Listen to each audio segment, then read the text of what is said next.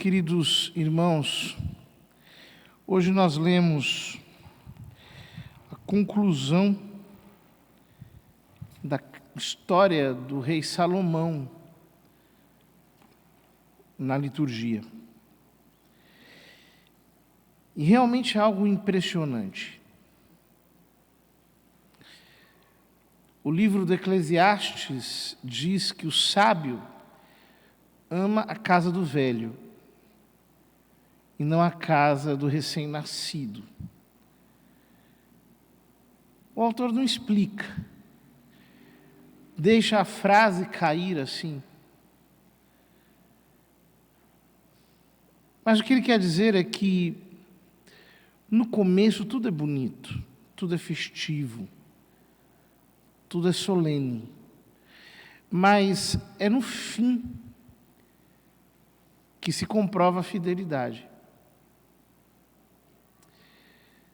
O rei Salomão começou o seu reinado de uma maneira gloriosa.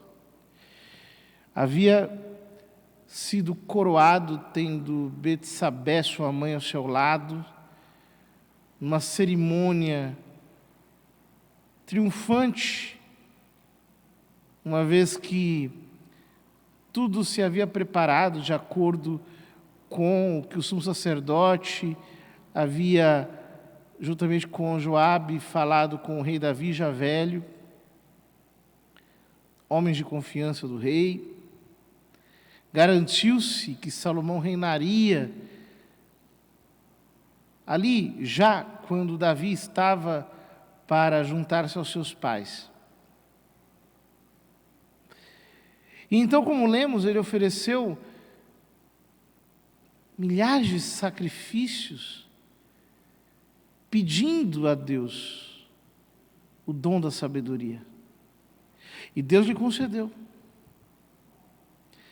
E se tornou o mais sábio de todos os homens, de tal modo que a Escritura diz que a terra não conheceu outro mais sábio do que ele, do ponto de vista meramente humano.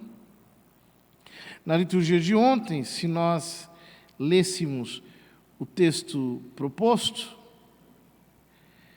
aparecia o famoso dilema das duas mulheres que vêm disputar pelo mesmo filho.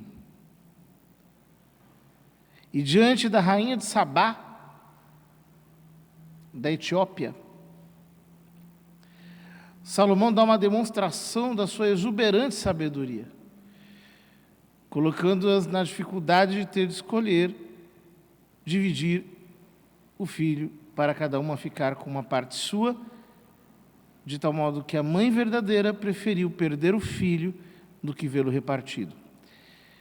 Aquela sabedoria comoveu o coração da rainha de Sabá, mas juntamente com este gesto, Salomão realmente impactou o seu tempo pela retidão do seu espírito, pela sua devoção, pelo seu amor a Yahvé, pelo fato de que ele, de fato,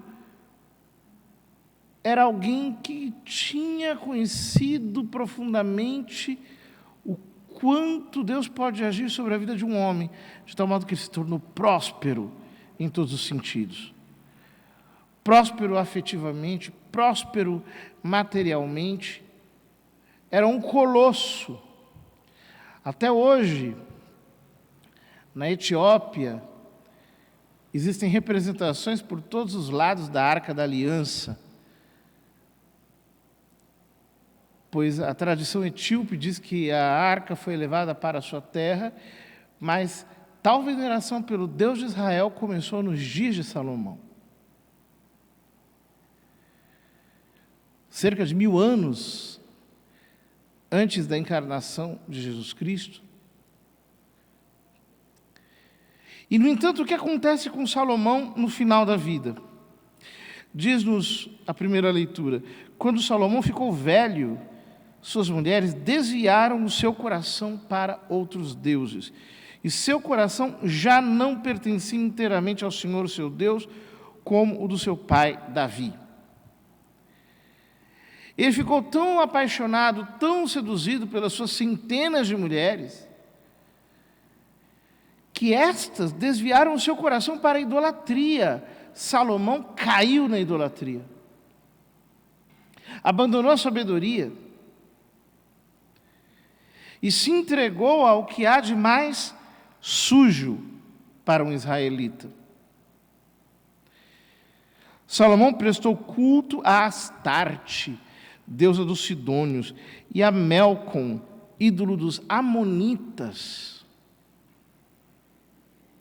Ele fez o que desagrada ao Senhor e não lhe foi inteiramente fiel, como seu pai Davi.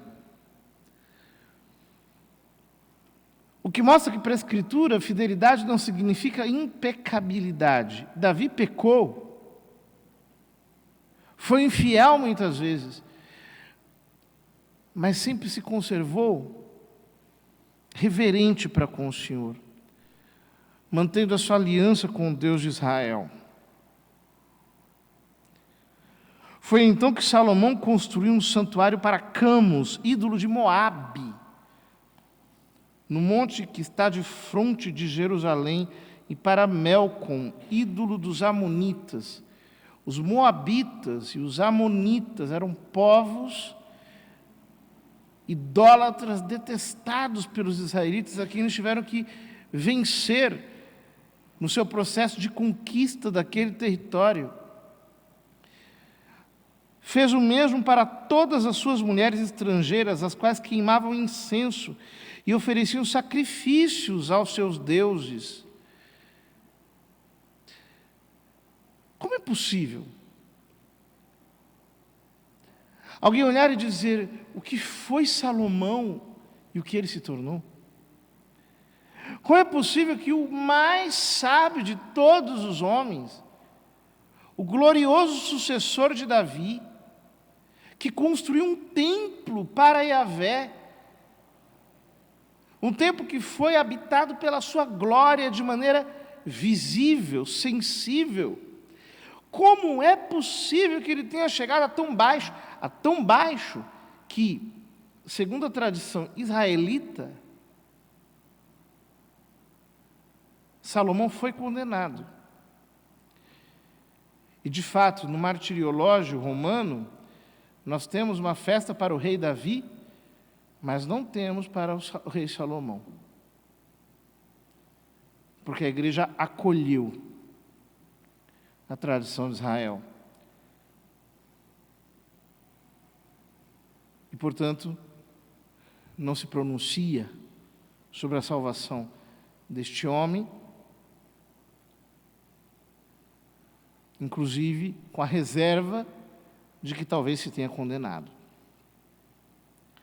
Tão terrível foi o seu pecado no final da sua vida. Queridos irmãos, todos nós podemos passar pelo mesmo. Toda vez que nós vemos um grande homem de Deus, uma grande mulher de Deus, uma pessoa espiritual, alguém que tem grandes dons, grandes talentos, nós precisamos ter o temor do Senhor e saber que quem está de pé, cuide para que não caia. Porque é possível desviar-se. Nenhum de nós está salvo, está realmente seguro. Nós só estaremos a salvo quando chegarmos ao céu. Até lá, tudo pode nos acontecer. Nós podemos nos desviar.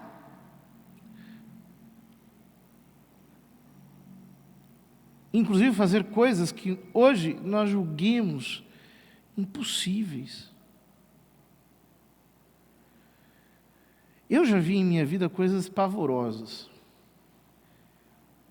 Pessoas que um dia serviram a Deus, que acabaram na feitiçaria, na idolatria, em falsas doutrinas, em pecados vergonhosos, homens que foram usados pelo Espírito Santo, mas que acabaram numa situação deplorável.